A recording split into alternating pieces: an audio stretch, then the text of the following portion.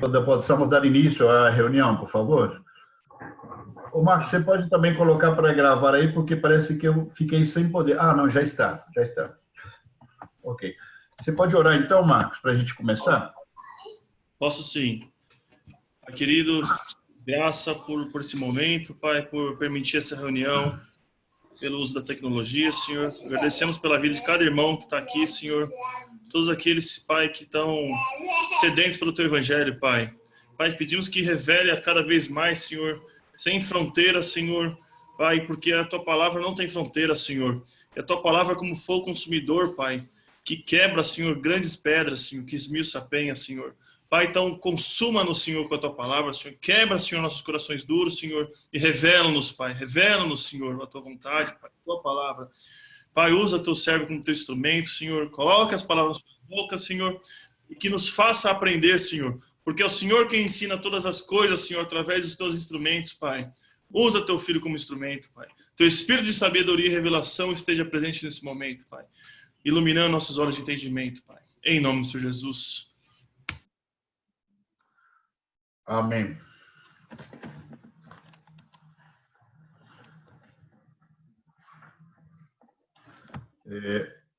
Meus irmãos, como eu já mencionei para vocês na semana passada, por esta vez nós vamos estar entrando a estudar dentro de uma parte muito importante do livro de Romanos. É uma parte onde tem muitos elementos controversiais em termos doutrinais, tem muita profundidade e praticamente muitas tendências ou interpretativas ou teológicas diferentes, muitas vezes têm partido justamente de esses textos que vamos começar a estudar. O começo do estudo do capítulo 9 de Romanos, em realidade, está falando do mesmo assunto, tanto no capítulo 9 como capítulo 10 e capítulo 11. Está falando do mesmo assunto, ok? Esses três capítulos, eles estão interconectados enquanto a matéria, enquanto o assunto sendo tratado, ok? Então, desde o momento que nós comecemos a estudar isso, eu vou pedir a máxima atenção de vocês.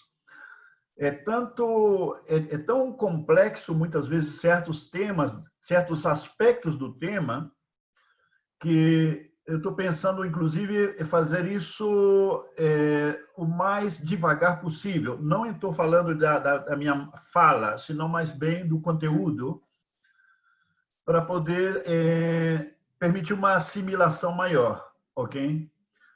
Hoje, de toda forma, de toda maneira,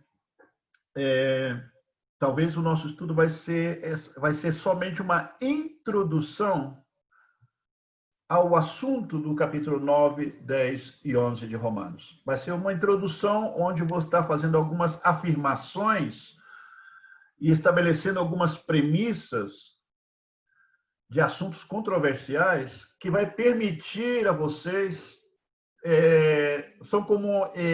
vai permitir que vocês estejam mais equipados para poder ir compreendendo o que vamos estar estudando daqui para frente no capítulo 9, capítulo 10 e 11 de Romanos, ok?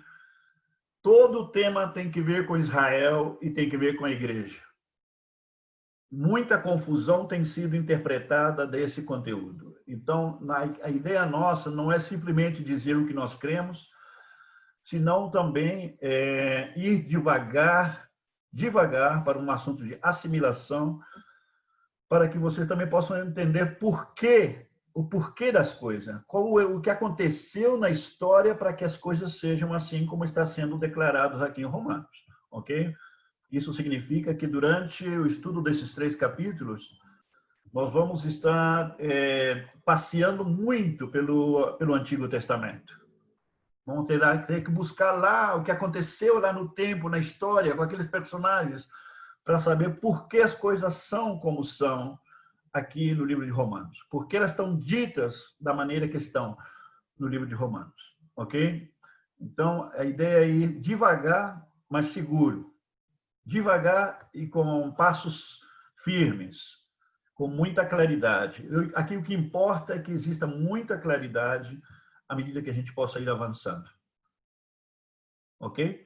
Agora, como eu já falei com vocês, vamos estar hoje somente fazendo uma introdução, estabelecendo algumas premissas. Toma isso como já mencionei, como elementos que são para equipar vocês para que a gente possa entrar, antes de entrar no capítulo 9 de Romanos. Portanto, hoje, nós ainda não vamos começar o capítulo 9 ainda. Mas as premissas que eu vou estar compartilhando com vocês têm que ver com os 3 capítulos. Ok? Qual seria a boa leitura fazer agora? Um pedaço ou tá. Como nós temos feito em outras ocasiões, eu tenho feito um tipo de pontualização, o que quer dizer, pontualizando certos elementos daquilo que foi compartilhado na vez anterior. E isso é o que vamos fazer agora. Outra razão também que eu quero explicar para vocês, e porque também talvez seja mais curto o nosso tema hoje, tem que ver com isso que eu já expliquei, mas também tem que ver com a minha saúde não tem me ajudado muito nos últimos 3 dias. Okay? Então, existe certa limitação aí. Por isso eu peço a sua compreensão também neste assunto. Vamos, então, entrar na parte da pontualização do que nós vimos uma vez passada, rapidamente, e depois entrar a falar dessas premissas. Nós vimos, nos versículos 31 ao 39 do capítulo 8, nós vimos que o que afirmamos ali é que se Deus é por nós, quem será contra nós? Também mencionamos que qualquer adversidade que nós passemos nesta vida, seja qual for o problema que passemos nesta vida, jamais vai se comparar com a condenação do fogo do inferno. Nada jamais vai poder, nenhum tipo de sofrimento jamais vai se comparar com isso. Ok? É uma maneira também de dizer que, seja o que for que nós temos que sofrer nesta vida, em Cristo, vai valer a pena. Outra coisa também que dissemos é que Deus, ele pôs preço à nossa cabeça. E o preço foi a vida do seu próprio Filho, Jesus Cristo. E a evidência disto é o fato de que ele morreu nossa morte, que quer dizer, morreu no nosso lugar na cruz. E a segunda razão é que na vinda dele nós seremos semelhantes a ele em corpo de glória. Por isso, em base a isso, eu tenho colocado esta afirmação de que Deus colocou preço na nossa cabeça, não? E também houve uma pergunta, não, uma pergunta retórica em realidade. Que importância poderíamos ter nós para Deus, ao ponto de que ele não poupara nem sequer o seu próprio filho? Que importância tínhamos para ele a esse ponto? Outra coisa é que também lemos: quem acusará os escolhidos, os eleitos de Deus? Quem vai julgar? Quem vai condenar? É Deus quem justifica. É Cristo quem morreu por nós. Aí também lembramos que em Romanos 8:1 diz que agora, pois, nenhuma condenação mais há para os que estão em Cristo Jesus. Nenhuma acusação, nenhum juízo mais há para os que estão em Cristo Jesus. O qual significa na prática que o Filho de Deus que tem sido justificado em Cristo não pode ser condenado, não pode ser julgado, não pode ser acusado. Lembrando também de que nós, como justificados em Cristo, não enfrentaremos juízo final. O juízo final é somente para os que estão nas trevas, porque não não existe mais nenhum tipo de julgamento para os que estão em Cristo. Também afirmamos dentro do texto: quem nos separará do amor de Cristo?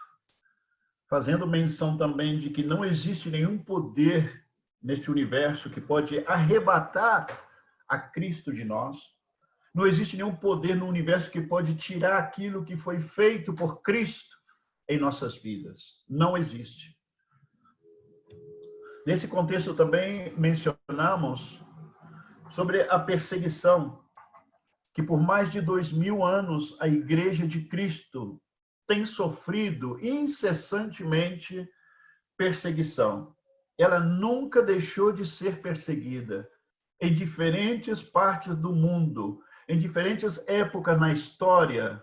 A Igreja de Cristo espalhada pelo mundo afora, em todo tipo de cultura, em algum momento tem sofrido algum grau de perseguição. E, queridos, não devemos nos espantar por isso, porque isso nunca vai mudar. Isso nunca vai acabar. Até que Cristo venha, isso nunca vai mudar, ok? Também afirmamos que Cristo é em nós. E pelo fato de ele ser em nós, em Cristo nós somos mais que vencedores, segundo está escrito. Mais que vencedores. E me lembro também de ter feito outra pergunta, que não necessariamente vocês tinham que responder, mas sim que cada um poderia pensar, refletir por um momento. O que poderia haver nesta vida? O que poderia existir na minha vida, na sua vida? Que coisa seria tão forte, tão difícil, que poderia separar você de Cristo? Lembrando que nada pode arrebatar Cristo de nós. Estamos numa blindagem celestial, que ela é impenetrável. Mas lembramos também de que essa blindagem tem uma fechadura que abre por dentro. Por isso, cada um de nós temos que lembrar que nesta vida, que situação nesta vida nos poderia distanciar de Cristo, o qual seria total responsabilidade nossa. Ok, queridos, eu quero ler agora os primeiros 13 versículos do capítulo 9. Vou ler os 13 primeiros versículos do capítulo 9, mas como já mencionei, espero que vocês estejam bem atentos, não vou entrar ainda a compartilhar o conteúdo desses primeiros versículos, ok? Capítulo 9 de Romanos. Digo a verdade em Cristo, não minto, testemunhando comigo no Espírito Santo a minha própria consciência. Tenho grande tristeza e incessante dor no coração, porque eu mesmo desejaria ser anátema, separado de Cristo, por amor de meus irmãos, meus compatriotas, segundo a carne. São israelitas, pertence-lhes a adoção e também a glória. As alianças, a legislação, o culto e as promessas. Deles são os patriarcas, e também deles descende o Cristo segundo a carne, o qual é sobre todos. Deus bendito para todos sempre. Amém. Versículo 6. E não pensemos que a palavra de Deus haja falhado, porque nem todos os de Israel são de fato israelitas. Presta muita atenção nisso, porque não todos os de Israel são de fato israelitas. Nem por serem descendentes de Abraão, são todos seus filhos. Mas em Isaque será chamada a tua descendência. Isto é, estes filhos de Deus não são propriamente os da carne, mas devem ser considerados como descendência os filhos da promessa. Porque a palavra da promessa é esta: por este tempo virei e Sara terá um filho. E não ela somente, mas também Rebeca, ao conceber de um só, Isaque, nosso pai.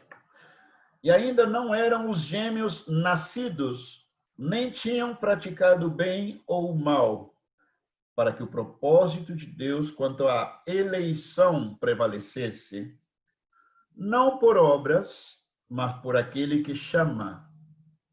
Já fora dito a ela: o mais velho será servo do mais moço. Como está escrito: amei Jacó, porém me aborreci de Esaú. Com certeza, na próxima semana, quando entremos nesse texto, vamos ler novamente esse texto, ok? Mas deixo já como se diz, o interesse,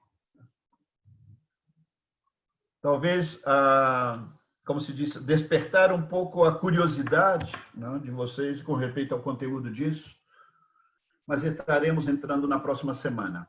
Como já mencionei, vou compartilhar agora com vocês, e isso não vai, como lhes digo, não vai tomar muito tempo. Somente são algumas premissas, ok?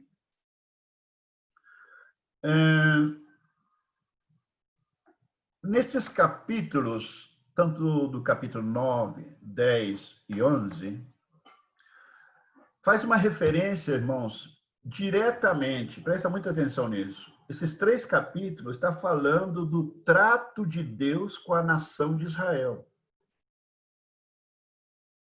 Está falando do trato de Deus com a nação de Israel. Talvez alguns de vocês se perguntarão: por que Paulo está tratando em forma tão extensa e profunda com respeito à nação de Israel em sua relação com Deus no livro de Romanos? Os romanos eram gentios. Lembrem-se que quando começamos a estudar o livro de Romanos, mencionamos que a igreja de Roma era constituída de judeus e gentios, não somente de gentios. Ok? Então, era uma igreja também constituída de judeus. E em várias ocasiões, durante o escrito de Romanos, Paulo ele direciona certos comentários justamente ao grupo judeu que era parte daquela igreja, judeus convertidos que eram parte da igreja de Roma. Então, ele fez isso lá no capítulo 7, como já vimos antes, lá no capítulo 4 também fez, lá no capítulo 1, 2, depois faz referência novamente aqui no 9, 10 e 11. Então, ele faz essas referências ao trato de Deus com a nação de Israel. Agora, é importante lembrar também que muitos dos princípios que são mencionados nesses 3 capítulos, eles atingem também a realidade da igreja. Muitos princípios que estão aí atingem o que significa a nova aliança, o novo pacto, a nossa vida em Cristo, ok? Mas temos que lembrar sempre que há certos aspectos, certas coisas que são mencionadas nesses 3 capítulos, que são referência direta, específica a certos personagens do Antigo Testamento, ou a certas situações do povo de Israel, e que não se replicam no Novo Testamento. Ok? Entre elas, por exemplo, vamos ler lá na frente, né? Que Deus amou Jacó e aborreceu Esaú. Ou você vai ver lá na frente também que Deus levantou a Faraó para manifestar nele o seu poder. Entende? Então, logicamente, estão falando de situações específicas que Deus fez uma intervenção na história que não se repete mais. Não são situações diretas, são situações vivenciais São fatos históricos que nunca mais se repetiram na história. Aquele tipo de intervenção, ele pode ser que ele tenha se repetido em outra situação, tanto no Antigo como no Novo Testamento. Mas temos que estar muito conscientes disso quando entremos a estudar esses 3 capítulos. Tenhamos sempre presente, nunca perca de vista isto. Os 3 capítulos falam do trato de Deus com a nação de Israel, não somente no Antigo Testamento, mas é o trato de Deus com a nação de Israel através de todos os tempos, tanto no Antigo como no Novo Testamento. É um trato contínuo de Deus com a nação de Israel, ok? Que Deus, é como dizer, Deus ainda não terminou, ainda não acabou o processo dele com a nação de Israel. Ele segue ainda com esse processo. E cada vez que nós vamos interpretar um texto dentro desses 3 capítulos, deve ser entendido primariamente, historicamente, propositalmente, Deus falando com Israel, primariamente. Se é um princípio aplicável ao novo pacto, um princípio aplicável na nossa era da graça, na nossa era com Cristo, isso também se vai saber no momento. Mas não tudo que aparece ali é aplicável ao novo pacto. São estas coisas que eu estou mencionando aqui, que eu espero que me estejam acompanhando, me estão seguindo o raciocínio, que faz e converte todo o estudo desse tema, nesta parte de Romanos, tão complexo. É uma parte bem complexa do livro de Romanos, ok? Mas, ao mesmo tempo, é algo maravilhoso, ok? É algo muito bonito, à medida que a gente vai entendendo. E eu creio que é importante entender, é muito importante entender, porque há muitos posicionamentos teológicos e divergentes hoje no cristianismo, por interpretações tendenciosas com respeito a esses 3 capítulos. Outra coisa importante que nós precisamos estabelecer, definir e estabelecer como premissa é enquanto o que a Bíblia ensina sobre soberania de Deus. Soberania de Deus é um tema estritamente bíblico, soberania de Deus. Mas, enquanto eu estou falando com vocês, necessariamente tenho que pensar em todas as tendências ou interpretações convenientes, ou uso desse término, em forma conveniente em certas teologias, em certas doutrinas. Mas precisamos definir primeiramente. E eu quero tratar de definir isso da forma mais simples para você, para que não haja dúvida. É interessante que a palavra soberano, ela aparece na Bíblia, aparece no Novo Testamento. E no Novo Testamento, queridos, no grego, a palavra é déspota. A palavra déspota, que tem uma conotação negativa na nossa cultura,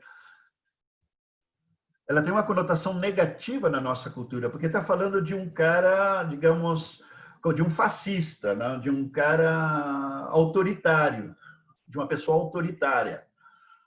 Mas é interessante que soberano, traduzido do grego, como aparece no Novo Testamento, a palavra grega é despotes, ou déspota, ok?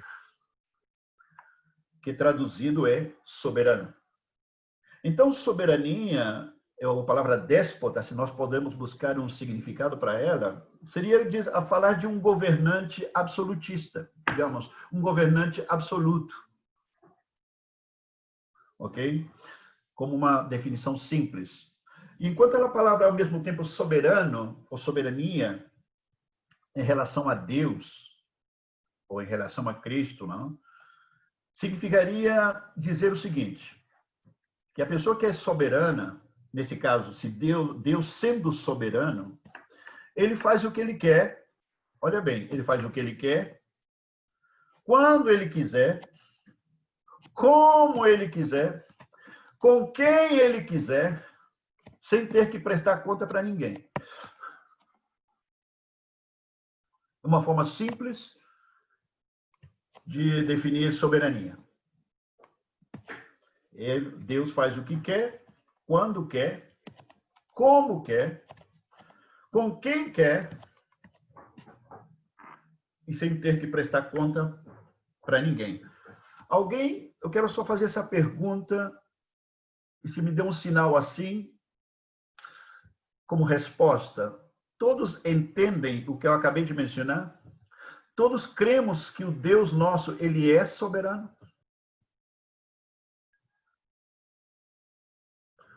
Me mostra seu dedo se você me entende. Ok. Evidentemente, ele é soberano, porque esse título dele aparece na Bíblia. Deus é chamado de soberano, tanto no Antigo como no Novo Testamento. Entende? Eu creio que não existe nenhuma dúvida com respeito à soberania de Deus, e que Deus pode fazer o que ele quiser, e muitas vezes, querido, vai fazer coisas que nem você nem eu vamos entender. Agora, uma coisa podemos saber, que Deus sempre tem suas razões para fazer o que faz. Sempre terá seus motivos para fazer o que faz. E se você e eu não entendemos o motivo de Deus, não significa que não existe um motivo. Se você não entende o que Deus fez ali, que parece algo que vai contra a tua forma de pensar, não significa que você tem razão e Deus está errado. Se você não entende certos movimentos de Deus, não significa que aquele movimento não seja certo.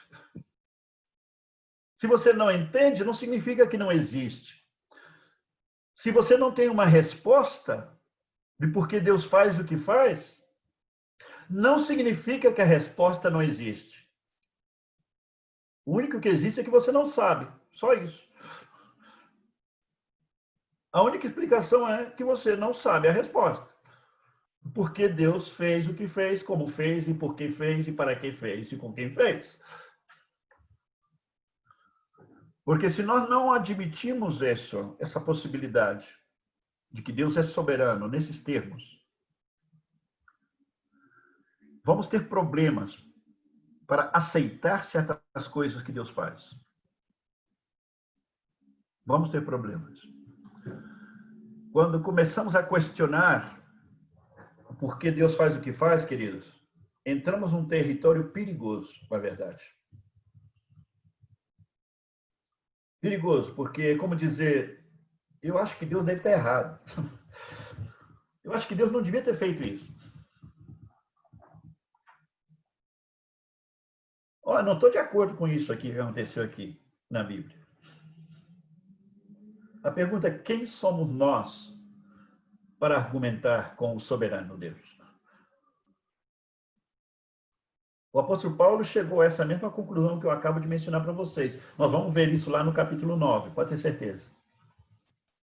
Quem somos nós? Quem é o homem para debater? Quem é o homem para filosofar e argumentar com Deus? Ou debater com Deus, crendo que ele tem uma ideia, uma opinião ou uma solução melhor para aquilo que Deus está fazendo? Eu creio que é sumamente importante nós nos aproximarmos a toda esta temática, queridos, com um espírito humilde e quebrantado.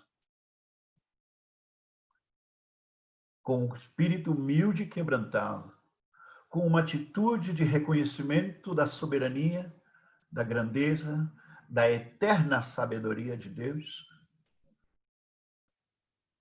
E que sempre haverá algo que Deus fará que você não vai entender. O dia que você entenda tudo, escuta bem o que eu vou falar. O dia que você entenda tudo, o porquê Deus faz o que faz, você será Deus.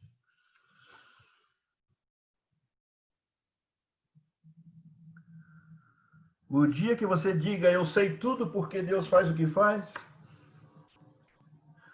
ele deixa de ser Deus e você se converte em Deus.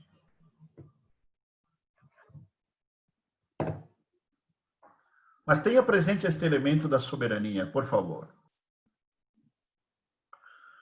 Então, por definição, é isso. Ele faz o que quer, quando quer, como quer, com quem quer, sem ter que prestar conta para ninguém. E nessa soberania, queridos, nós temos que lembrar o seguinte: ela se faz manifesta, olha bem, essa manifestação da soberania de Deus, ela se torna explícita, escuta bem isso que eu vou falar, ela se manifesta de forma explícita em certas situações da história, em certos momentos e situações da vida, vemos em forma explícita manifestada a soberania de Deus. Isso não tira, não quita o fato de que Deus é permanentemente soberano. O que quero dizer? Ele não deixa de ser soberano no momento em que não está manifestando em forma explícita sua soberania. Eu creio que não é difícil de entender o que estou dizendo. É como dizer que aquele PM, ele deixou o turno de trabalho dele e foi para casa, né? Ele não deixa de ser PM quando ele tira o uniforme dele. Ele não deixa de ser PM quando ele tira o revólver da cintura. Deus, ele é permanentemente soberano, mas essa soberania se manifesta em forma evidente e explícita em certas situações da história, tanto no Antigo como no Novo Testamento, ok? Então, vemos isso acontecendo não somente na história do povo de Israel, essa manifestação de soberania, mas também vemos essa manifestação de soberania no tempo da igreja mesmo. No Antigo Testamento vemos com muita frequência acontecendo, muita frequência. Mas vemos, por exemplo, quando pensamos num personagem como João Batista, por exemplo. Aqui há uma intervenção soberana de Deus. É no surgimento de um personagem chamado João Batista. A intervenção é tão soberana que ele foi profetizado no Antigo Testamento. Em outras palavras, era a vontade de Deus, olha bem, era a vontade de Deus que surgisse uma pessoa que se chamaria João Batista. Era a vontade de Deus, era propósito de Deus. Tanto assim que Deus já tinha decidido isso lá atrás. Seria até bobo falar do Antigo Testamento, não podemos falar que tinha decidido isso lá na eternidade passada.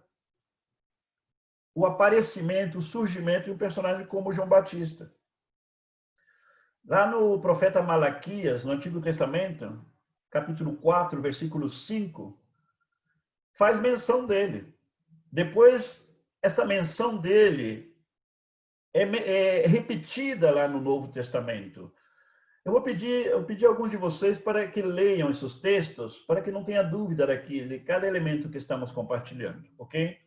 Alguém pode ler Malaquias 4, 5? Quem vai poder ler isso para mim? Ok, Pedro e Ana vão ler.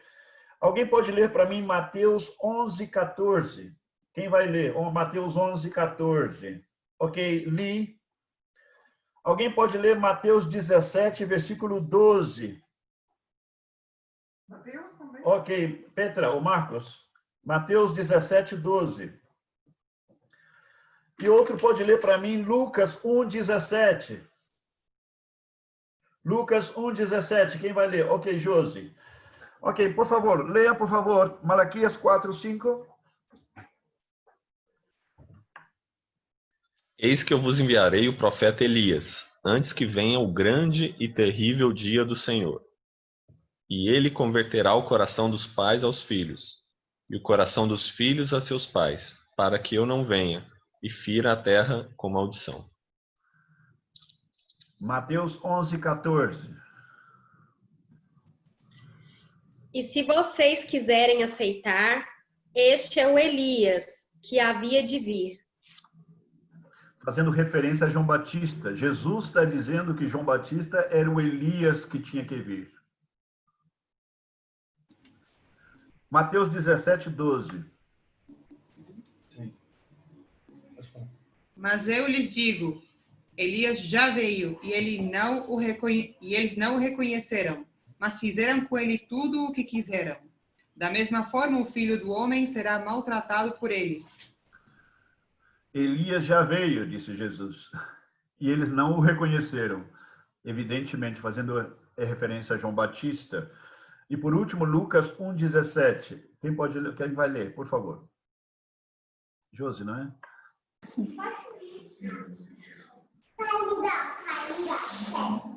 E irá diante, 1,17, né? 1,17. E irá diante do Senhor no espírito e poder de Elias, para converter o coração dos pais aos filhos, converter os desobedientes à prudência dos justos e habilitar para o Senhor um povo preparado. É o anjo Gabriel explicando para Zacarias, o futuro pai de João Batista, sobre o nascimento de João Batista, de que ele viria no espírito de Elias, ou em outras palavras, na unção de Elias, ok? Não tem nada a ver com reencarnação o negócio. Mas João Batista, ele é o Elias que tinha que vir, como disse Jesus. E o anjo falou com Zacarias, o pai. Então, João Batista aqui aparece como um personagem no Novo Testamento, se podemos chamar assim, né, na dobradiça, né, do Antigo com o Novo Testamento, como um personagem cuja manifestação vem por vontade soberana de Deus.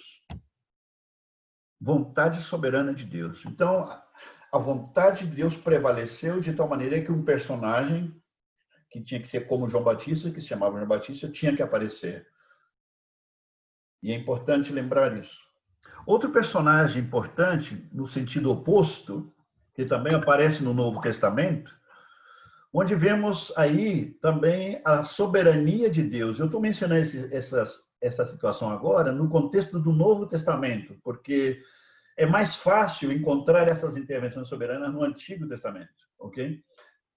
E esse personagem do Novo Testamento, cuja manifestação, vemos a soberania de Deus como uma intervenção especial de Deus na história, é Judas Iscariotes. Judas Iscariotes. Curiosamente, ele foi profetizado, a manifestação de Judas Iscariotes. Ok? Em outras palavras, não é que Deus fez nascer o cara com a semente maldita dentro, não é isso. Mas bem que Deus, fazendo uso de um caso que ele muito bem sabe que era perdido. Deus fazendo uso de um caso perdido para cumprir um propósito. Podia ter escolhido a qualquer outro. Mas escolheu, olha bem, não é que ele escolheu para que ele se perdesse, não é isso. Deus, ele simplesmente pegou esse fulano, porque esse fulano era e seria sempre, eternamente, um caso perdido. Paulo. E Deus usou esse caso perdido para cumprir o propósito soberano dele na história. Josi. E seria a mesma situação com o faraó? Vamos chegar a isso na próxima estudo, a gente vai falar um pouco disso, Josi. Legal, obrigada. Ok? Os que querem anotar aí, ou querem ler o texto, Atos capítulo 1, versículo 16 e 18. Alguém pode ler para mim? Atos capítulo 1, versículo 16 ao 18. Ana. E João capítulo 17, versículo 12. João 17, 12. Quem vai ler para mim isso aí? Aqui, a Michelle vai ler. A Michelle vai ler. Atos 1, 16 ao 18. Irmãos, convinha que se cumprisse a Escritura que o Espírito Santo proferiu anteriormente por boca de Davi acerca de Judas, que foi o guia daqueles que prenderam Jesus, porque ele era contado entre nós e teve parte neste ministério.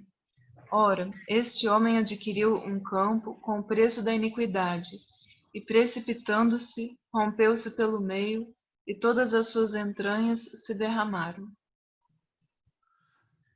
Essa profecia estava nos Salmos sobre Judas Iscariotes. Imagina, intervenção soberana de Deus, usando esse personagem que marcou um hito na história. Mas, lembre-se, Deus não usou uma pessoa que ia ser salva para poder cumprir esse propósito. Usou um caso perdido, que, em realidade, você e eu sabemos que existiria uma infinidade de candidatos para isso. Ok, vamos a João 17:12. Enquanto estava com eles, eu os protegi e os guardei no nome que me deste.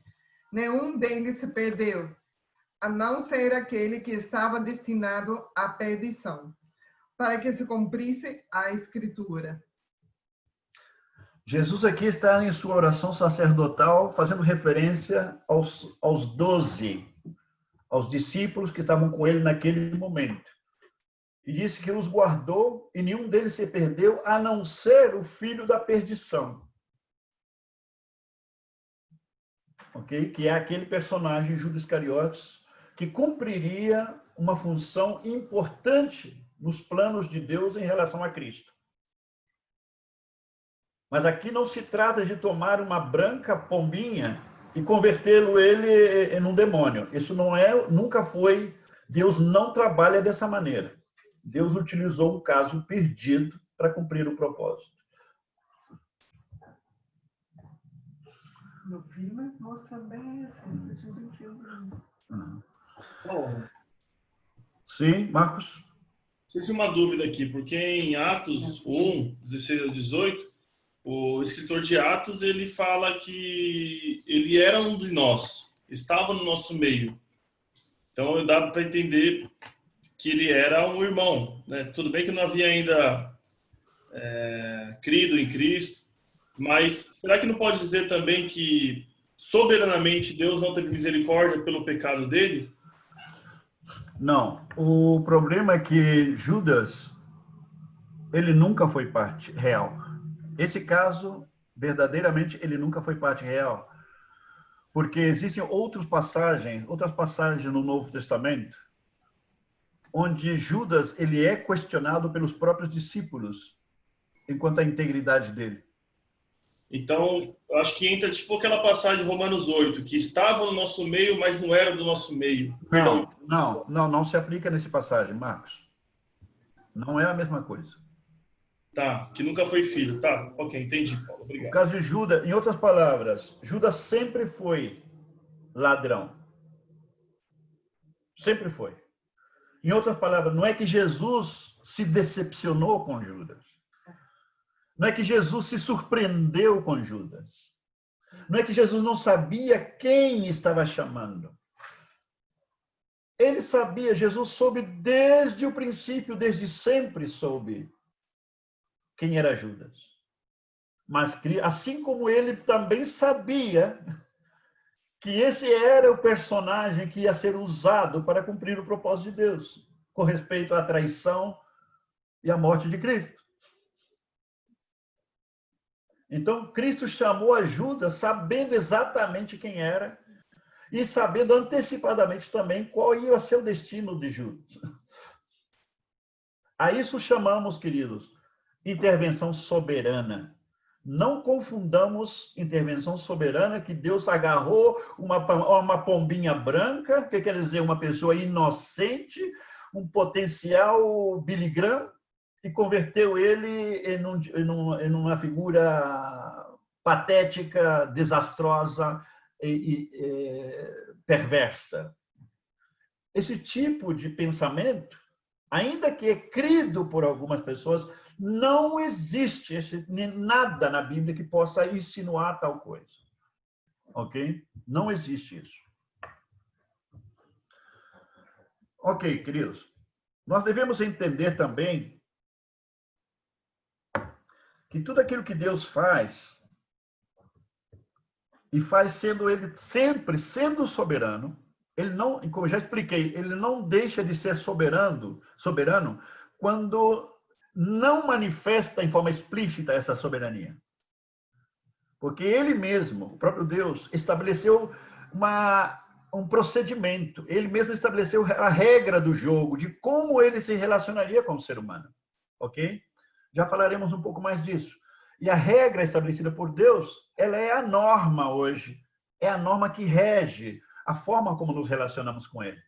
A forma como ele intervém nas nossas vidas. Ok? É aí onde se faz e se torna explícita essas manifestações soberanas em forma especial. Não é essa manifestação explícita da soberania, não é, assim, não aparece na Bíblia como regra geral. Não aparece. Mas insisto e por favor, me permita repetir isso. O fato que ele não se manifesta em forma contínua, em forma explícita, soberanamente, não quer dizer que ele deixa de ser soberano. Ele é permanentemente soberano, em todo o tempo. Ok?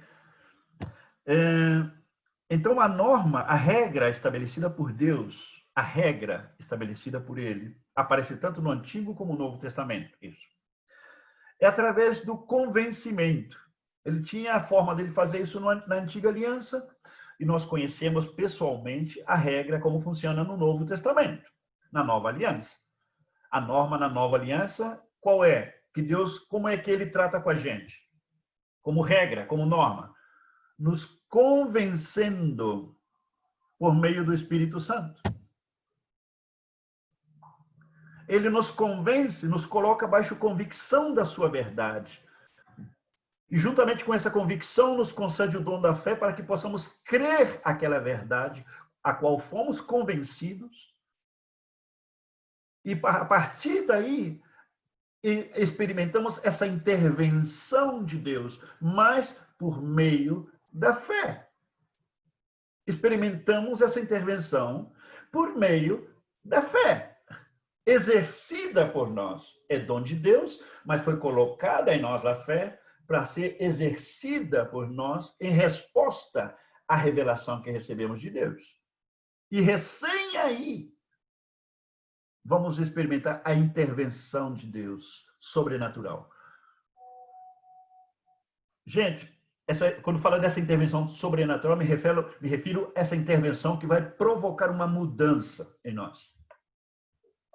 Ok? Então, a norma de Deus estabelecida, a forma de trato dele, por regra geral, é através de nos convencer, por meio da revelação do seu Espírito, sobre todo tipo de coisa que ele quer nos ensinar ou quer falar conosco.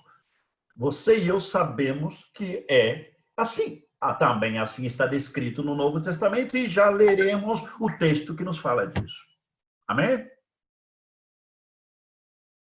Estamos de acordo? E não somente para nós que estamos em Cristo, ele se manifesta desta forma, ele nos trata dessa forma, mas também com respeito às pessoas que estão nas trevas. Deus também vai atuar dentro do mesmo princípio. Por regra geral, por meio do Espírito Santo, ele vai colocar o ser humano baixo de convicção de pecado. E por meio do próprio Espírito, induzir a pessoa ao arrependimento. E uma vez que a fé é ativada dentro de nós pelo Espírito Santo, então vamos experimentar essa intervenção sobrenatural, provocando uma transformação em nós.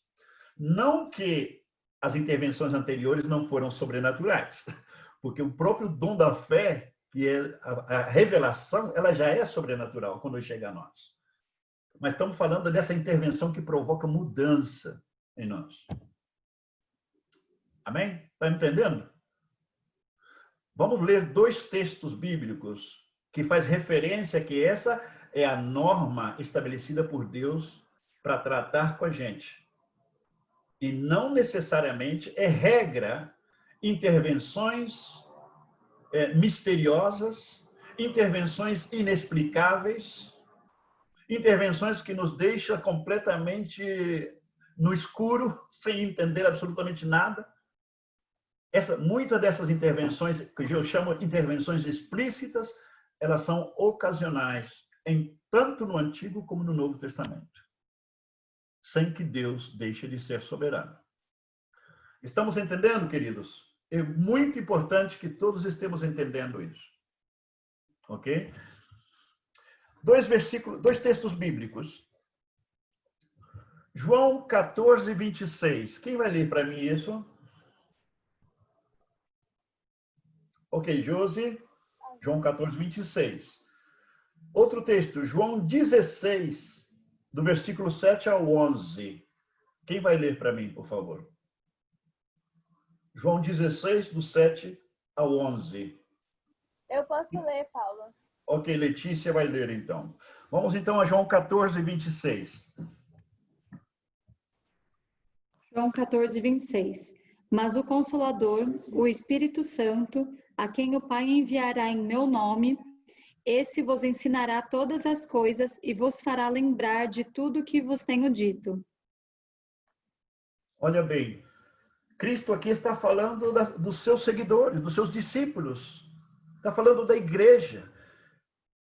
Porque estamos hoje baixo o ministério do Espírito Santo, nesta era, na qual o Espírito nos vai lembrar e vai direcionar nossas vidas dentro da vontade de Cristo, dentro da vontade daquilo que Cristo tem ensinado, daquilo que Cristo tem ensinado por meio dos escritos apostólicos.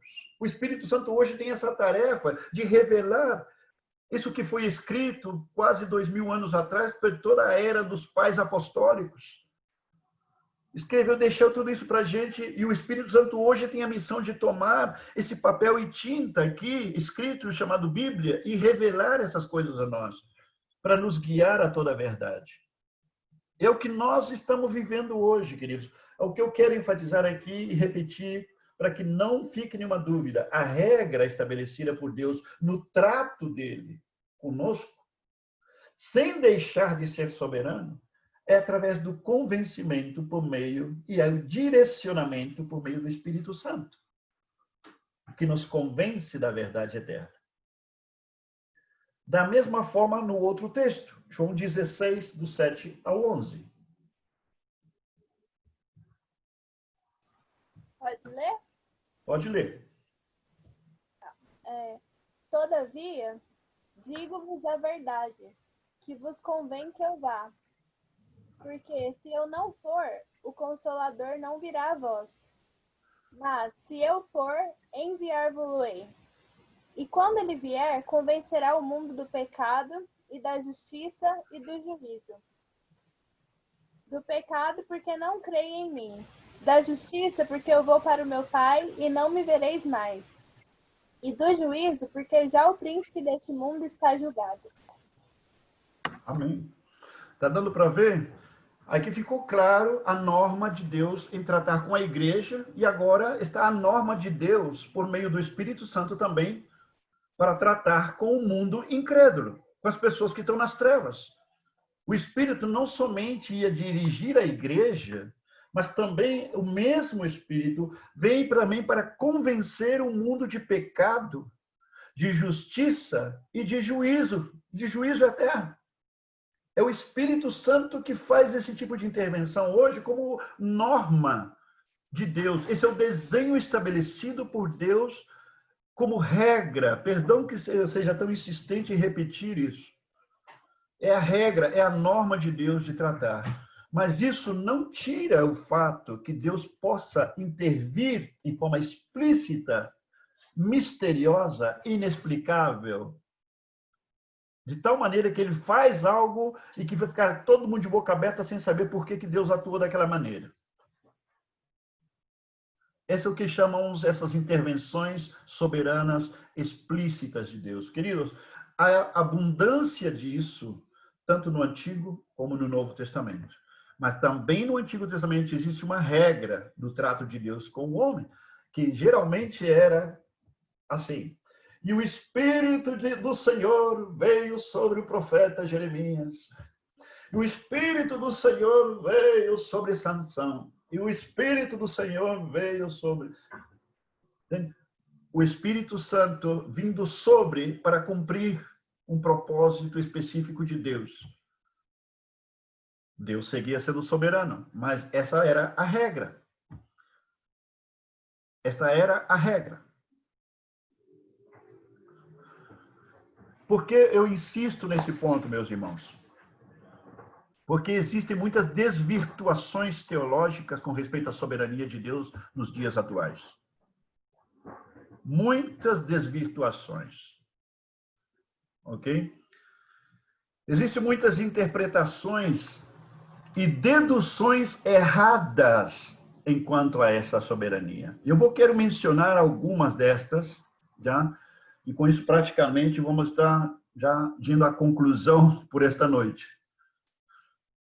Quero mencionar algumas dessas deduções ou interpretações que refletem hoje o pensamento de muitos que interpretam capítulo 9, 10 e 11 de Romanos, interpretam definição de soberania divina em forma errática, absolutamente errática, e sem suficiente sustento bíblico.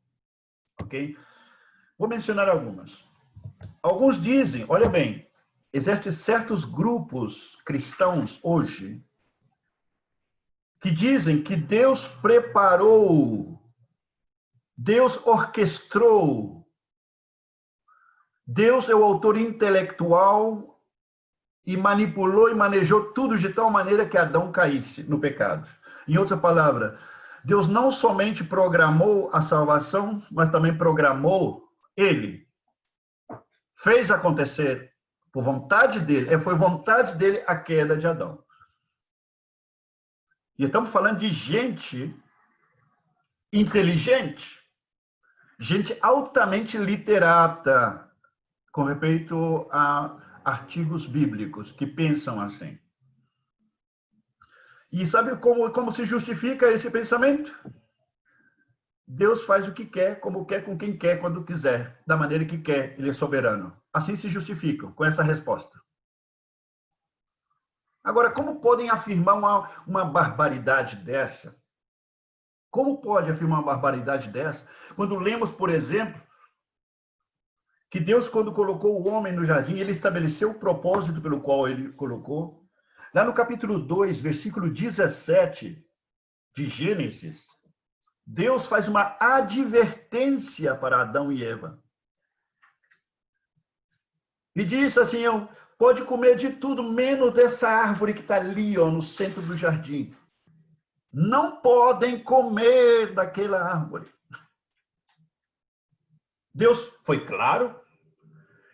E se você, Adão, comer daquela árvore, você certamente morrerá, disse Deus. Como é que Deus vai proibir dessa forma?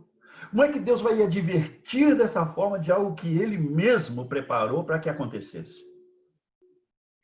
Quando ele mesmo tinha a intenção que acontecesse.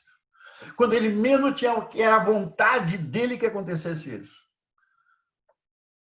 Queridos, atenta contra o caráter de Deus certas interpretações. Agora, esses personagens que afirmam essas coisas, eles não sabem explicar. Não sabem buscar fundamento bíblico para as suas afirmações. E sabe qual é a resposta que dão? Soberania.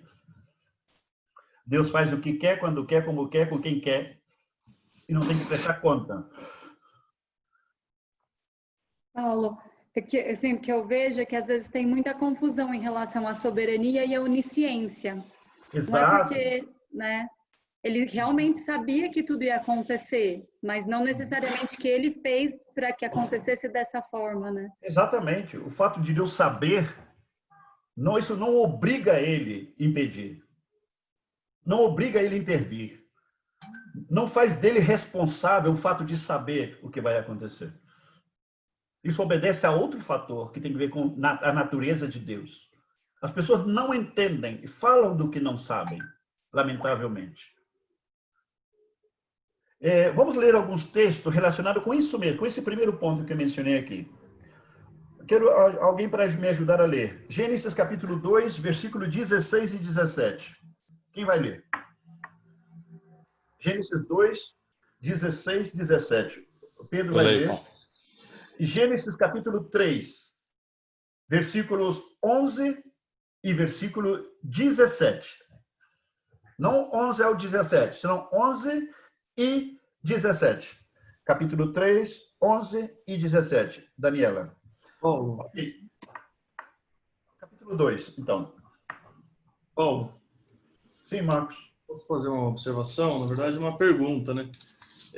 Me lembrou aquela passagem que Jesus condena os fariseus que atribuíam a obra dele como a obra de Satanás. Aí ele falou, olha, todo pecado lhe será perdoado, menos o pecado de blasfêmia contra o Espírito Santo, que é atribuir as obras do Espírito Santo a Satanás. Eu tenho a impressão de que esse tipo de referência falando que Deus determinou o pecado, Deus que planejou o mal, porque é a mesma coisa que falar que Deus criou o mal, que Deus criou o pecado. Exatamente. Isso me soa muito perigoso no sentido de blasfêmia contra o Espírito Santo. Não, é muito certo, Marcos. Muito certo.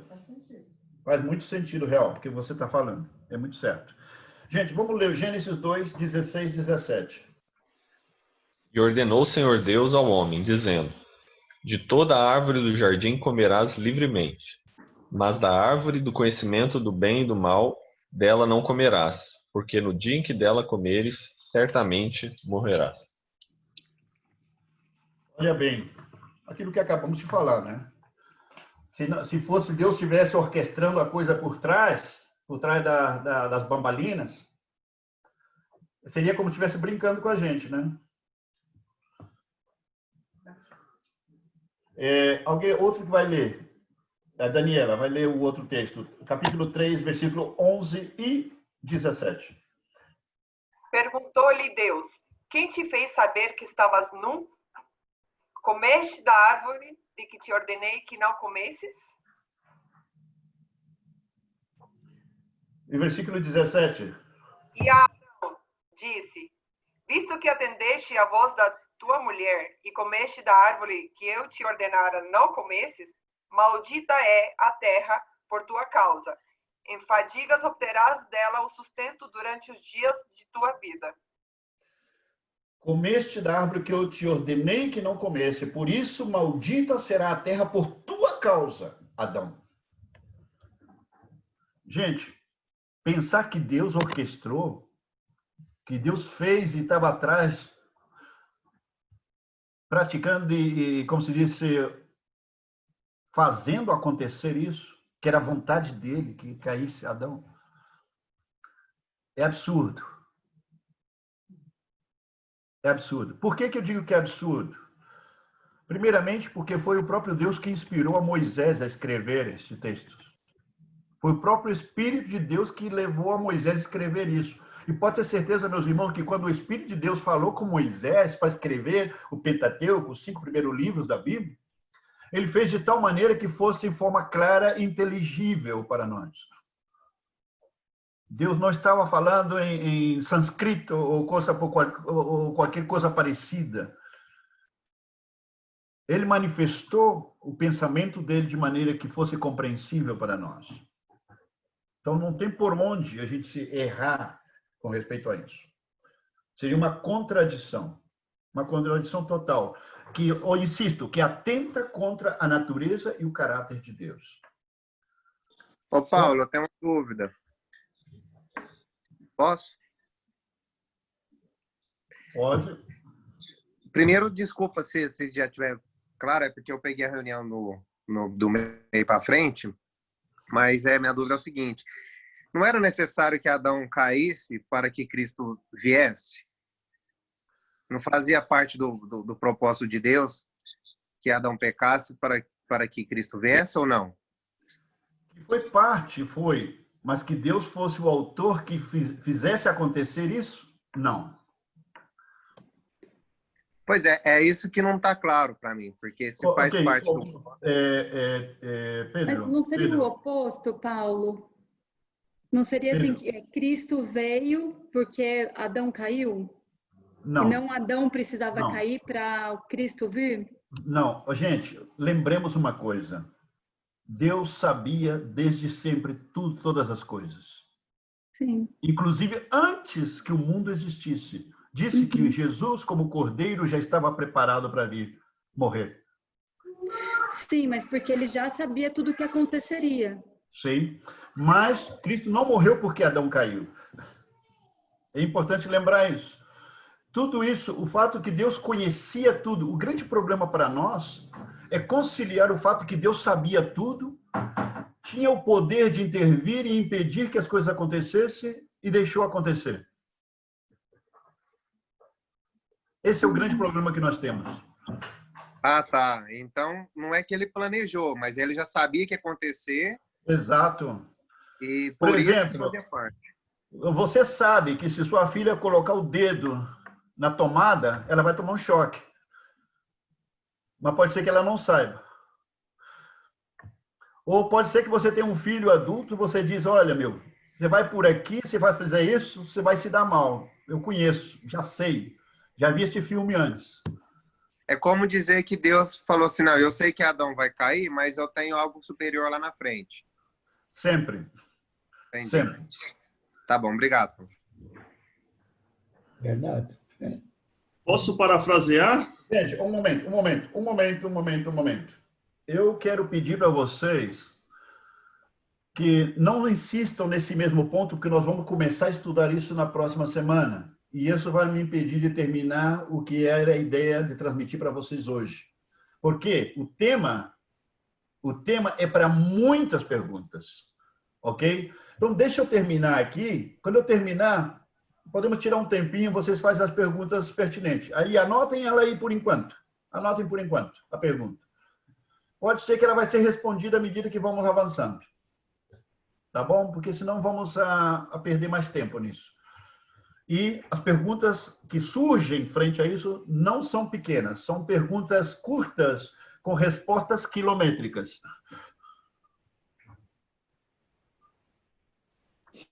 Vamos avançando, mas lembre-se, nós vamos ter o tempo de tratar cada uma delas.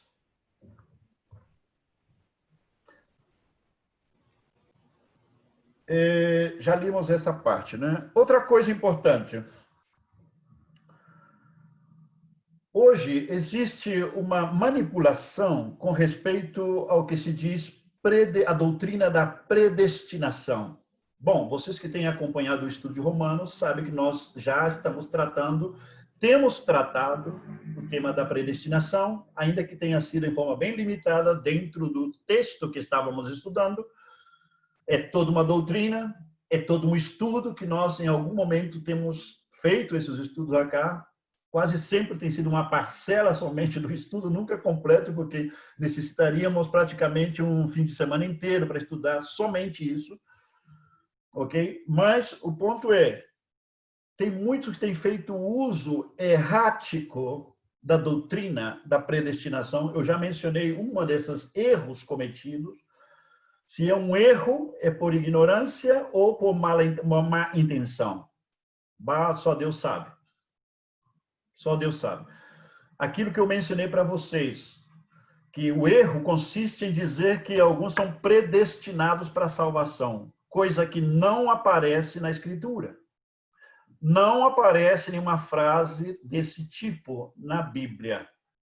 A doutrina da predestinação, ela está dirigida a 2 pontos doutrinais no Novo Testamento, que é ser adotados, somos predestinados para ser adotados filhos de Deus e predestinados para ser feitos à imagem de Cristo, que é o propósito eterno de Deus. E aí acabou. Não se fala de predestinação para nada mais. Doutrina da predestinação, em termos exclusivamente bíblicos, está limitado a esses 2 pontos que eu já lhe mencionei.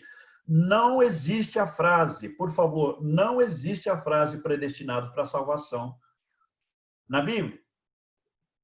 Ok? Entendendo também que a interpretação, o entendimento que eles têm desta frase, que está errada, o que querem dizer que é predestinado para entrar no céu.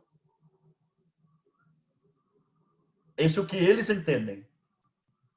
O qual, como consequência, elimina qualquer possibilidade de extravio ou de apostasia na vida de uma pessoa.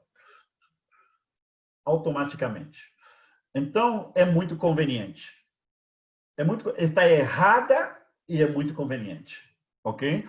Então, esse ponto que eu estou mencionando, eles não somente falam da predestinação em forma errada, mas também falam, muitos deles, não todos, muitos deles falam de ser predestinado para a salvação e predestinados para a condenação.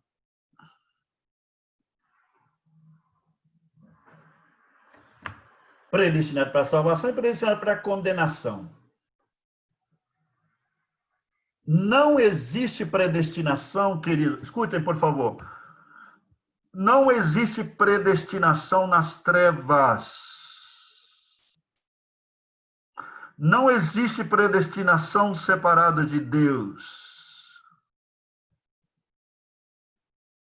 A predestinação só funciona na luz. Ela só existe na luz de Cristo, a predestinação. Não existe predestinação desconectado da pessoa de Cristo. Não existe. Ao mesmo tempo, queridos, pensam por um momento. Pensa por um momento. Aí o texto no capítulo 3 de João. Esse aí vocês conhecem. Onde diz que o Filho do Homem não veio ao mundo para condenar o mundo, senão para que o mundo seja salvo por ele. Bom, vocês sabem. Por que é que Jesus não veio para condenar o mundo, senão para salvar o mundo? Alguém me responde, por favor. Ele já está condenado.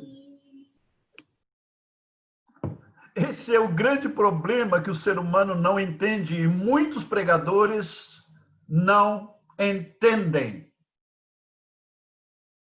Seria absolutamente ridículo, olha bem, um planeta inteiro está condenado, coisa que o ser humano não gosta de pensar e nem aceitar, mas é o que a Bíblia ensina.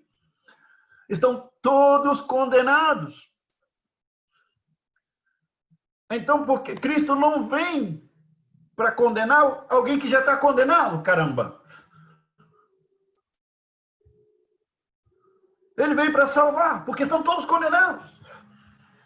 Então, dizer a um grupo de gente que está condenada, ou é como chegar na prisão, um cara que tem prisão perpétua de condena, e falar com ele, olha, cara, você vai preso. Esse aqui é livre, mas você vai preso. O cara fala assim, vai preso para onde? Já estou preso, cara. Dizer para uma pessoa que está indo para o inferno, falar com ele, olha, você vai para o inferno, né?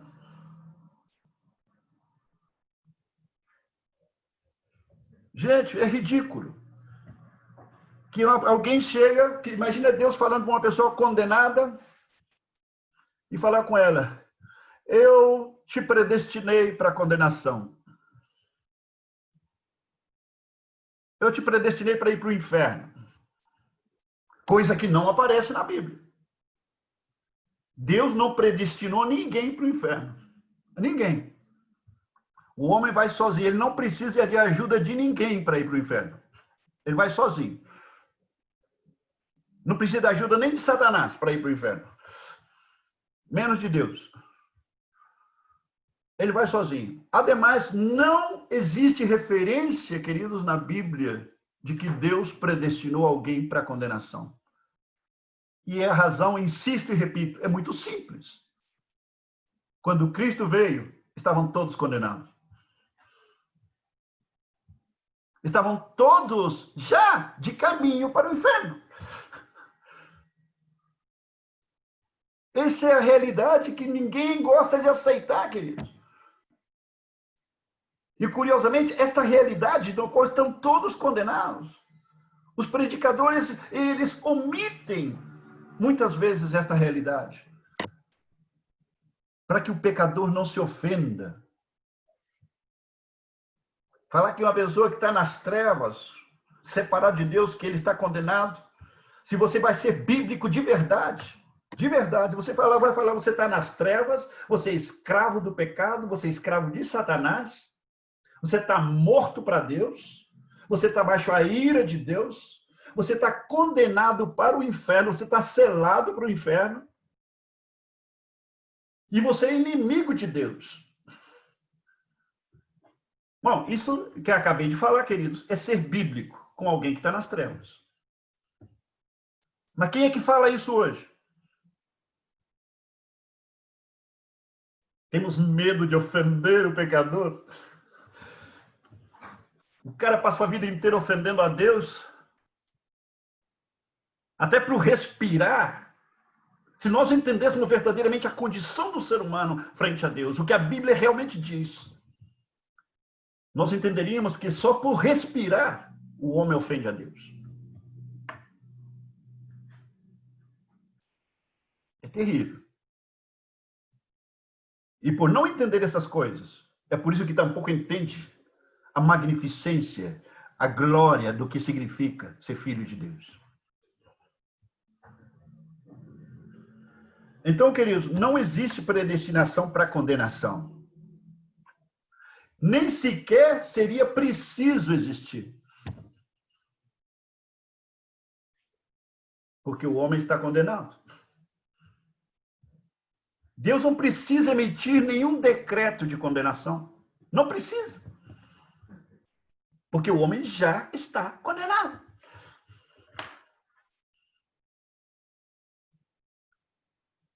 E insisto, me permita repetir isso. Quando a Bíblia, no Novo Testamento, nos fala de predestinação, queridos, se refere a duas coisas. Primeiramente, nós temos que entender, quando a Bíblia fala de predestinação, não existe predestinação sem Cristo. Não existe.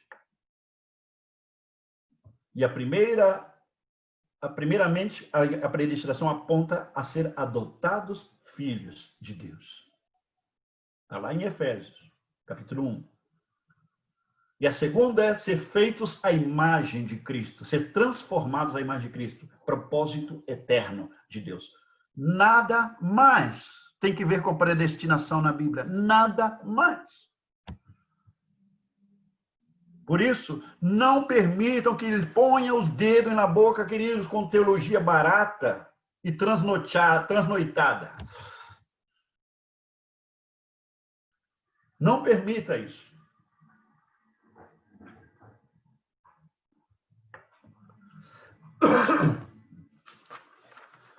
O decreto de Gênesis é vigente. O senhor leu aquele versículo João 17:12, onde Jesus faz a oração, né, para guardar, mas ele fala que na Bíblia que eu li aqui, que é o NVI, ele fala assim: menos aquele que foi destinado para a perdição, apontando para Judas. Então, a princípio dá a impressão que existe a destinação para a perdição, né?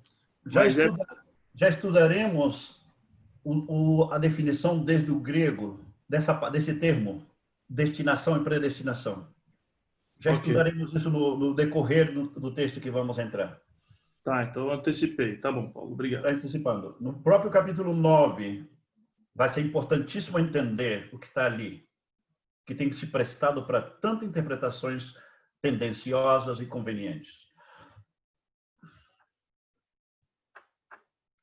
O que acontece com esses pensantes com respeito à soberania de Deus, queridos, é que eles generalizam a manifestação explícita da soberania divina.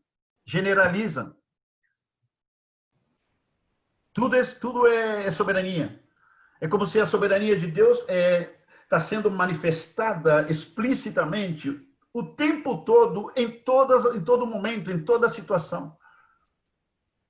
Se nós pensamos em termos dentro da lógica da Escritura, evidentemente, cada intervenção de Deus, ele não pendura a capa da sua soberania lá no céu para fazer alguma intervenção em nós. Evidentemente que não.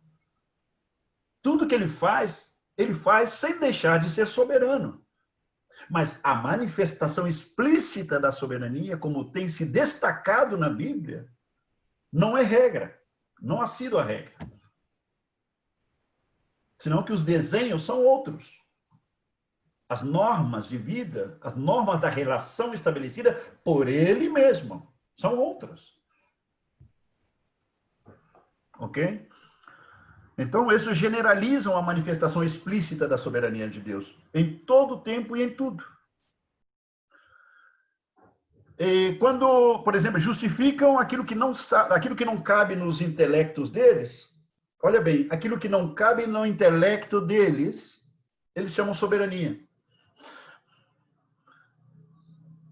Ou simplesmente dizem, não, isso não temos como saber. É soberania de Deus. Essa é a frase, uma das frases favoritas desses grupos de pessoas. Não tem como saber isto. É soberania de Deus. Eu já escutei alguns falando isso. E de repente falando algo que eu sim sabia. Mas curiosamente, alguns desses que declaram isto, curiosamente, existe muita exibição de arrogância. No sentido de, se eu não sei, ninguém mais tem como saber. Não, isso não tem como ser, não tem como saber isso. É soberania de Deus. Então, significa eu fecho tudo, como eu não sei, ninguém mais pode saber. E isso, queridos, eu até escrevi algo que a Michelle está mencionando aqui. Isso é um tipo de karma. Esse karma lá, oriental, né? Já viu esse karma, o princípio do karma oriental, do Japão, da China? É como dizer, o destino estava selado, né? Isso estava escrito que tinha que acontecer assim. É o karma, né? E também é esse tipo de fatalismo, e fatalismo também que é oriental, né? Na forma de pensar. Significa você não pode mudar o seu destino, né? Porque está tudo escrito, está tudo estabelecido e você não tem como... A coisa não é assim. Entende? Mas essas pessoas que pensam na soberania de Deus desta forma, porque em realidade o que eles creem é um tipo de karma, é um tipo de fatalismo, na verdade. Eu quero terminar contando uma história até jocosa para vocês. Uma historinha muito curta, bem jocosa com respeito a isso que nós estamos falando. Vocês já ouviram falar, essas pessoas falando assim, meu irmão, é que não cai uma folha da árvore se não é a vontade de Deus. Já ouviram falar isso? Alguém já ouviu falar isso? O dia que vocês encontrarem o versículo que fala isso, me avisem, por favor.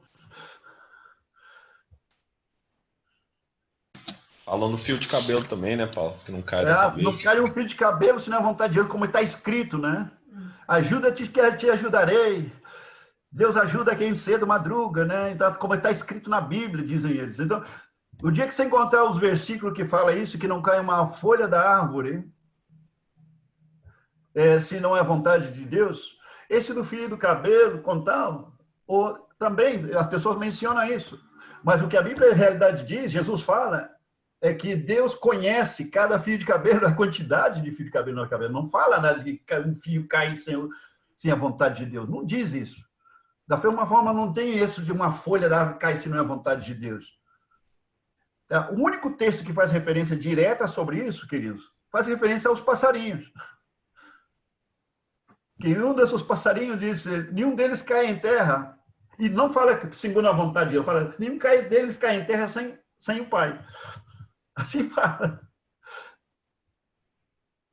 Que em realidade está fazendo referência do conhecimento, à vontade de Deus soberana, evidentemente. Mas isso da folha da árvore, toda essa coisa, as pessoas inventam histórias. Ok? A historinha que eu quero contar para vocês, com isso vamos terminar por esta noite. É a seguinte. É esse assunto de que tudo que acontece neste mundo, olha bem, a afirmação que fazem esse grupo de pessoas é que tudo que acontece nessa vida é vontade de Deus. Tudo que acontece na vida é vontade de Deus. A pergunta que eu quero fazer para vocês, antes de contar a pequena história. Será que é assim? Que tudo que acontece nesse mundo é vontade de Deus? Alguém acredita nisso?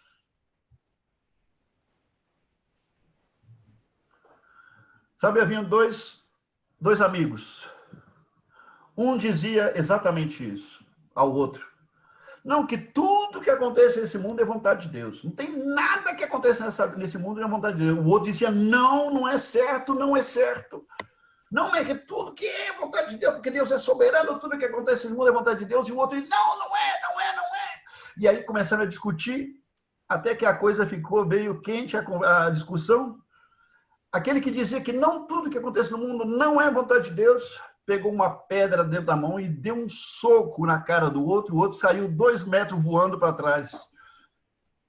E esse que dizia que tudo que acontece no mundo é vontade de Deus, se levantou e disse, mas o que você está fazendo, cara? O que você fez? Ele falou, vontade de Deus, meu irmão.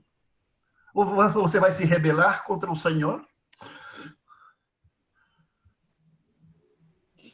Gente, é absurdo, absurdo dizer que tudo aquilo que Satanás está fazendo por meio dos seus idiotas úteis é vontade de Deus. Ô, Paulo, o correto é dizer que tudo é por permissão de Deus, né? Não, mas aí entrar no outro território, Pedro.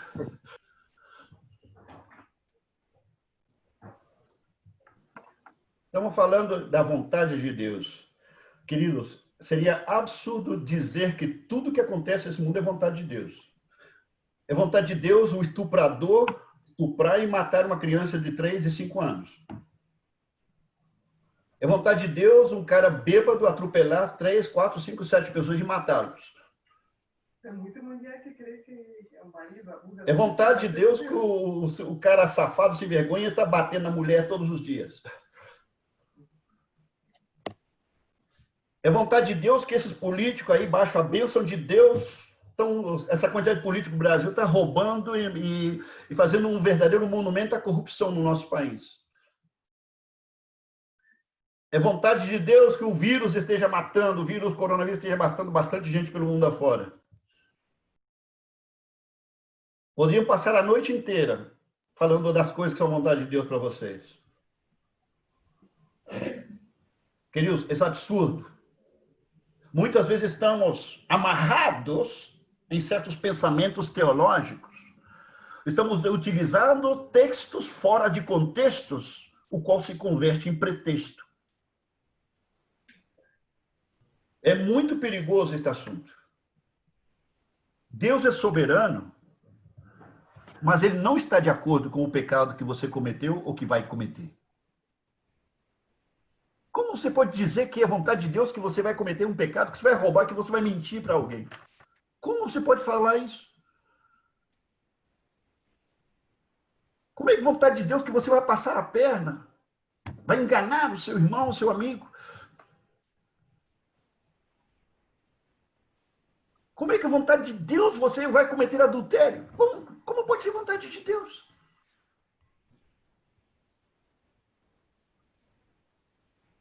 Pelo amor de Deus, sabe? Paremos com a palhaçada.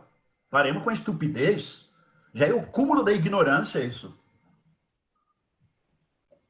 Como que Deus vai ser vontade dele? É algo que ele condena explicitamente em seus mandamentos, tanto no Antigo como no Novo Testamento. Por que Deus condena estas coisas e ao mesmo tempo é sua vontade? Está brincando com a gente, então.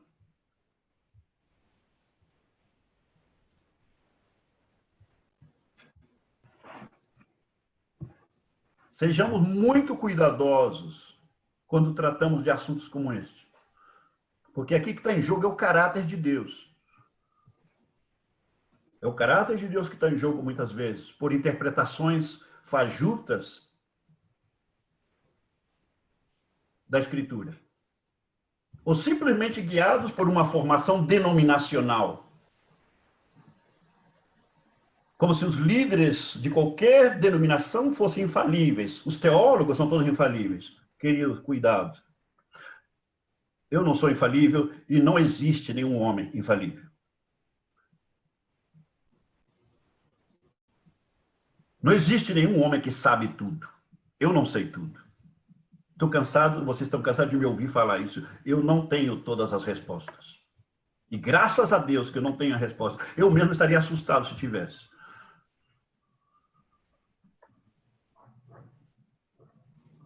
Podemos saber muito. Pela trajetória, pelos anos de experiência. Mas saber tudo, não. O dia que vocês encontrem um homem que sabe tudo, foge dele. Porque é Satanás.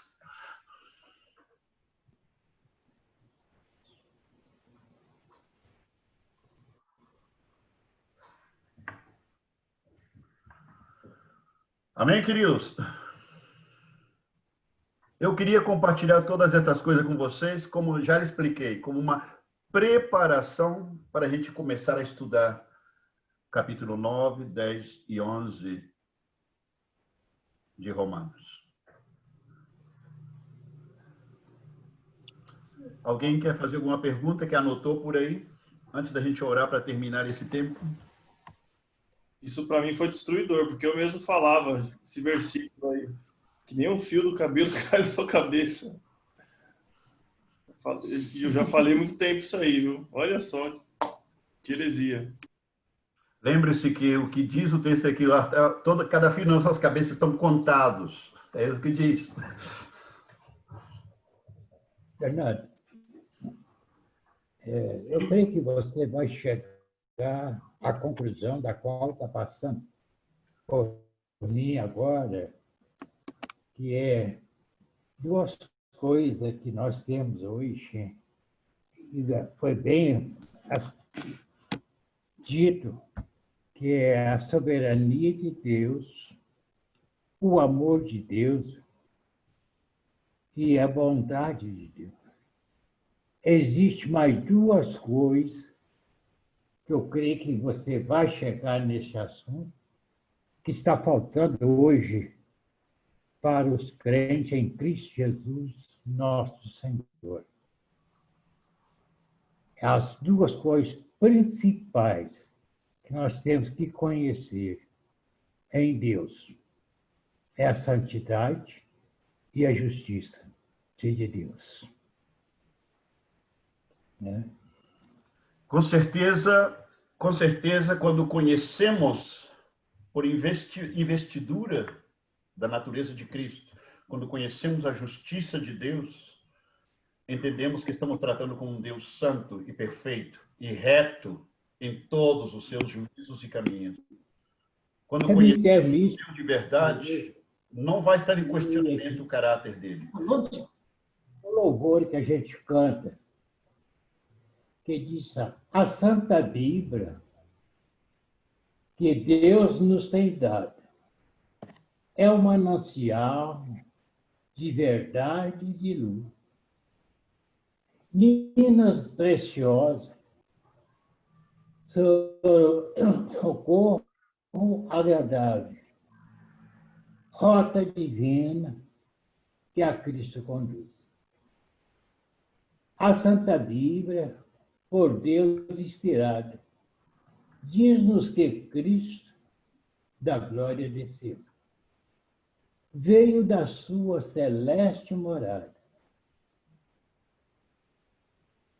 e sobre a cruz pelos homens morreu.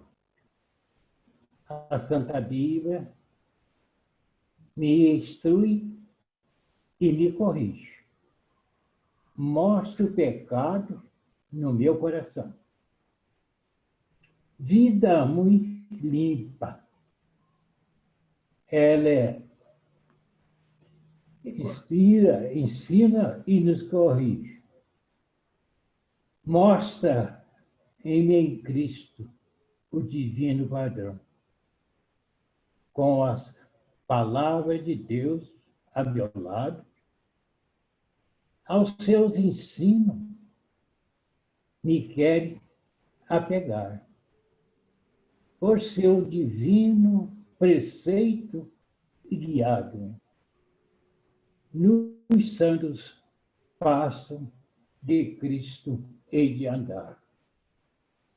Tudo na vida é figar e passageiro. Há de, por certo, por fim conhecer.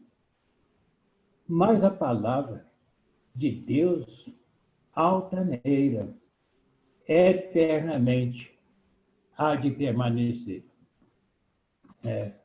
São um louvor que a gente canta, que a gente tem que entender que a nossa Bíblia está escondida com Deus em Cristo Jesus. Não temos outras condições de vida a não ser dentro deste propósito, porque nós estamos em Cristo. Ele está aí. Não tem Amém. como. É outro pensamento, né? Para nós aqui neste mundo. Volto a dizer, nós não somos ser humano passando por uma experiência espiritual, não. Nós somos espiritual passando por a experiência humana. Que Deus abençoe, meu filho. Deus vai te cobrir com a graça divina.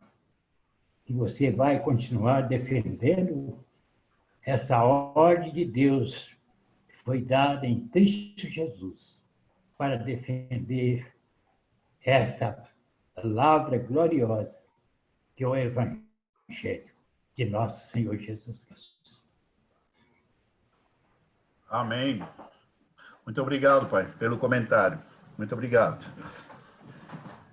Alguém que gostaria de comentar algo mais? Alguma pergunta mais?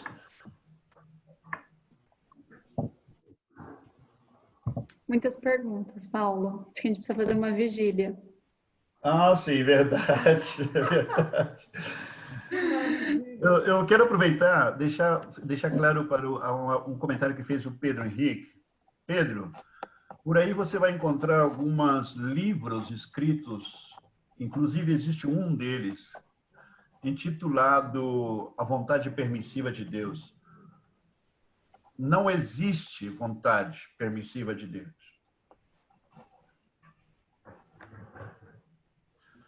Ou existe vontade de Deus, ou existe aquilo que não é vontade de Deus. Porque falar de vontade permissiva, isso não compactua com a natureza e o caráter de Deus. Porque parece algo assim, ou é vontade de Deus ou não é vontade de Deus, simplesmente porque estamos tratando com um Deus absoluto, um Deus que sabe o que quer. Entendi, é porque quando ele permite é a mesma coisa que aceitar, que é a mesma coisa que ser vontade. Exato. Isso atenta contra a natureza de Deus. Por isso não existe vontade permissiva. Isso é filosofar. Isso é filosofar, é humanizar a Deus. Mais uma pergunta para a vigília. Okay. Muito interessante esse ponto, Paulo. Não, porque é tanta coisa, né? E assim, é interessante ver quanto erro assim que a gente tem de entendimento, né? Porque essa questão assim da permissão, porque assim, às vezes a gente passa por um momento difícil na nossa vida, e aí eu por muitas vezes acreditava que podia ser permissão de Deus eu estar passando por aquele momento. Mas só que por um outro lado, não necessariamente foi uma permissão, mas o fato de Deus usar aquilo para converter em algo para Ele, né?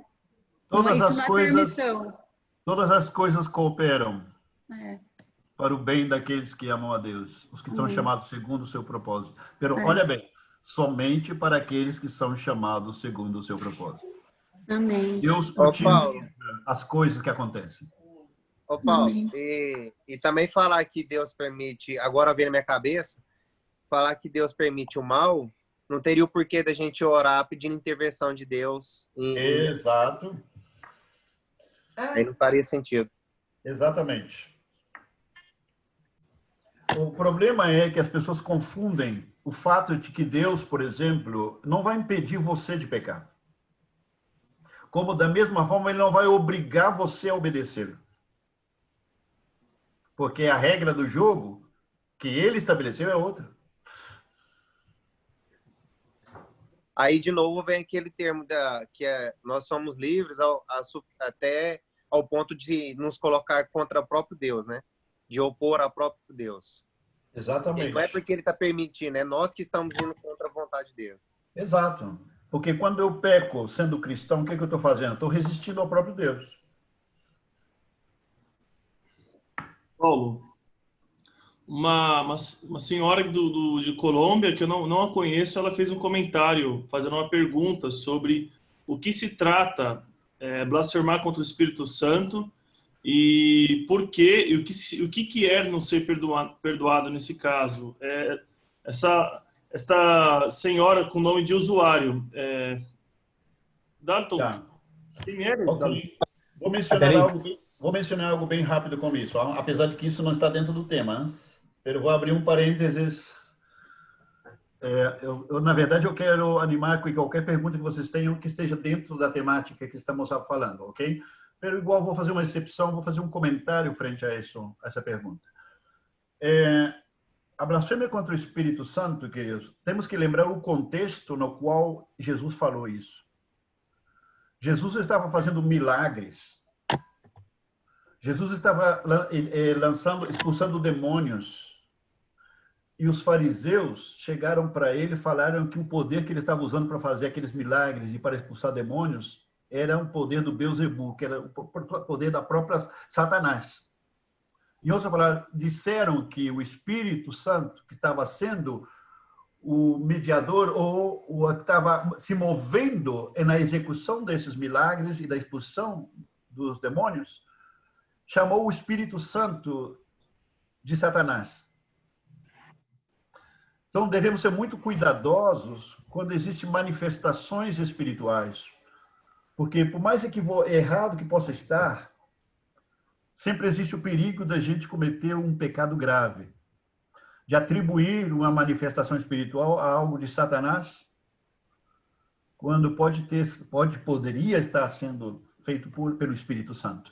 Agora, por que Jesus diz que todo pecado será perdoado aos homens, menos o pecado contra o Espírito Santo? Por a simples razão, querido, por a simples razão que aquela pessoa pecou contra o único ser que pode convencê-lo de pecado. Portanto, como ele peca contra a única pessoa que pode convencê-lo do pecado que cometeu, aquela pessoa ela entra em um estado de não arrependimento. Porque sem convicção de pecado pelo Espírito Santo, não tem como se arrepender. Não é possível arrependimento verdadeiro. Vai ser um arrependimento de boca, mas não provocado pela convicção de pecado que vem do Espírito Santo. Por isso Jesus falou, pode pecar contra mim, pode pecar contra o céu, vai ser perdoado. Mas se pecar contra o Espírito, cuidado. Cuidado, você peca contra ele, é o único que pode trazer você para mim. Entende? Dá para entender? Ele entra por ofensa, é o único ser que pode colocá-lo baixo convicção de pecado. É o único ser que pode levá-lo ao arrependimento. É o único ser que pode fazer com que ele receba o perdão do pecado. É o Espírito Santo.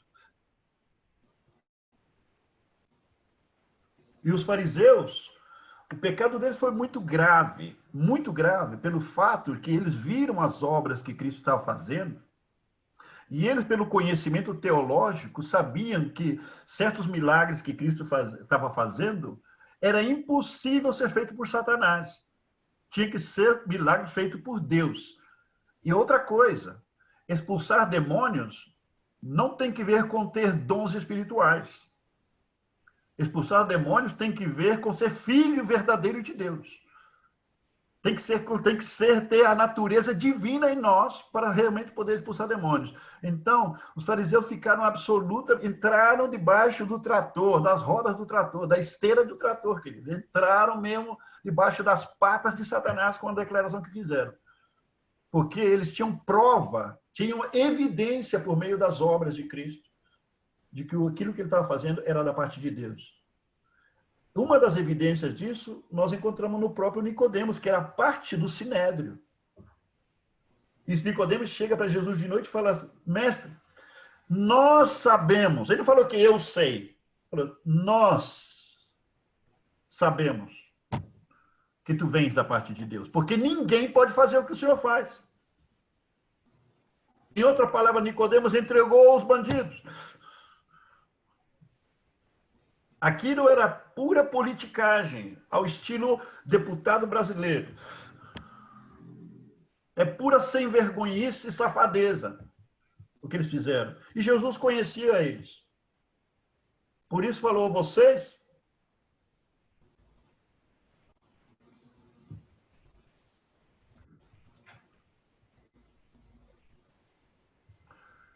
Então, devemos ter muito cuidado em juízos que possamos fazer com respeito a certas manifestações espirituais, ok?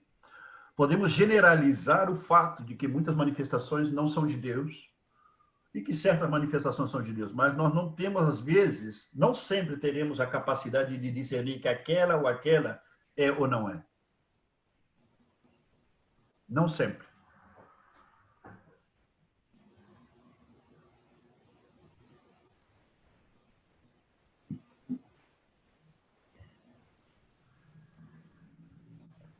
Algum outro comentário? Senão vamos orar para terminar por esta noite. Paulo, E? Marcos? O Pedro fez um comentário, aí o senhor passou a passagem de Adão lá em Gênesis, e eu escrevi aqui enquanto o senhor estava falando, eu achei bem interessante, do meu ponto de vista. Eu meio que parafraseei o plano de Deus, com ele atuando soberanamente e Adão atuando com responsabilidade e liberdade. Imagina a situação onde Adão e Eva eram livres e responsáveis diante de Deus. E era perfeito diante de Deus. Mas Deus, desde a sua eternidade, já tinha, na sua presciência, já sabia que Adão pecaria. Mas mesmo sabendo que Adão e Eva pecariam, isso não evitou que ele criasse Adão e Eva e falasse para ele, Adão e Eva, não coma do fruto. E verdadeiramente Deus não queria que ele comesse esse fruto. Só que Deus, na sua eternidade, sabia que ele pecaria. Logo, ele já preparou o cordeiro desde a eternidade. Então, esse entendimento da soberania de Deus eu achei bem interessante. Eu estou correto nessa forma, Paulo? Sim, então, totalmente correto. Tem mais elementos aí, mas a gente vai falar disso em outro momento. Pedro está totalmente correto. E isso surge uma perguntinha interessante, né? Qual foi a razão pela qual Deus, sabendo de tudo, não impediu Adão de cair? Aí que vem, eu esqueci de falar. Imagina se Adão e Eva não tivessem pecado. Vamos imaginar. Adão e Eva teriam vários filhinhos, chegaria a nossa geração, eu, Marcos, aí toda a galera que está no Zoom, tudo perfeita comunhão, santo. Imagina se nós não tivéssemos conhecido a obra redentora do Cordeiro. E nós hoje, conhecendo, como somos gratos que nós, ofensores, Deus atuou dessa forma misericórdia. Olha, Marcos, pensa por um momento. Deus criou um Adão humano, de carne e osso e sangue. Ok? Carne, osso e sangue, mas imortal e perfeito. Se Adão nunca tivesse pecado, a humanidade inteira seria como ele, vivendo nesse mundo. Nesse mundo. Mas, por causa do caos, a desgraça que aconteceu, Cristo veio a redimir-nos daquela queda para nos converter em algo infinitamente superior ao que era Adão em seu estado de perfeição. Em outra palavra, o redimido, ele espera maior glória que jamais Adão sequer teria imaginado. Porque Adão, quando foi criado, ele não foi criado com corpo de glória como o corpo de Cristo. Ele foi criado um ser humano de carne e osso. E o corpo de glória que nós teremos quando na vinda de Cristo não será carne e osso como nós conhecemos. Verdade. Será um corpo de glória que é infinitamente superior ao corpo que Adão teve no seu estado de perfeição. Vai, pode falar. Você fala uma coisa muito importante, porque nós temos também o ensinamento da palavra de Deus, que há muitas coisas ocultas que há de ser revelado um dia para nós. Mas o que nós temos aprendido até agora é o suficiente para nós estar na glória com o Senhor, para receber as instruções. Né? Está oculto, vai ser ainda nos revelado. Vamos ficar ansiosos para estar naquele dia, entendendo, vendo e desfrutando de toda essa graça de vida. Né? Amém.